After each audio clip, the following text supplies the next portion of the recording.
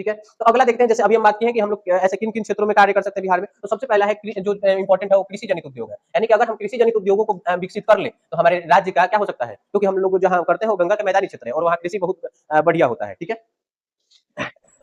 ऐसे उद्योग जो कृषि उत्पादन पर आश्रित होते हैं अथवा जिनके उत्पादन में कृषि क्षेत्र से कच्चा माल, यानी कि जो कच्चा माल आता है उसे कृषि जनित उद्योग कहा जाता है। यानी कि ऐसा उद्योग जिसमें उत्पादन करने के लिए जो कच्चा माल चाहिए, रॉ मटेरियल, वो कृषि से आता है। जैसे एक आप एग्जांपल देख सकते हैं, यहाँ देखिए फूड प्रोसेसिंग इंडस्ट्री। इसमें एक देखिए कि आम से क्या बना लेना, अचार बना लेना, टमाटर से टमाटर क्या करना, सॉस बनाना। ठीक है, यानी कि चटनी बना लेना, केचप।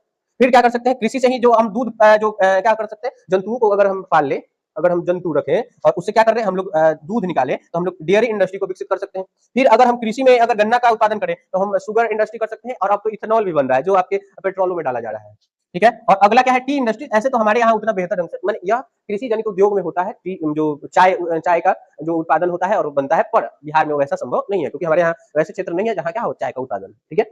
अगला है टेक्सटाइल, ये भी नहीं हमारे यहाँ, कुछ हद तक हो सकता है, रेशों का उत्पादन हमारे यहाँ नहीं होता है। उसके बाद जूट इंडस्ट्री, ये भी नहीं है। स्पाइस और मसाले का खेती हो सकता है यहाँ। और उसके बाद फर्टिलाइजर इंडस्ट्री, यानी कि हम लोग जो खाद है, उर्वरक है, उसके जो कारखाने हम यहाँ लगा सकते हैं, जिससे हमारे यहाँ जो कृषि में लगने वाला जो उर्वरक है उसको इसमें से इस्तेमाल कर सकते हैं और हमारे यहाँ क्या विकसित कर सकते हैं, मतलब जो कृषि जनित उद्योगों को हम यहाँ विकसित कर सकते हैं, जिससे बिहार का विकास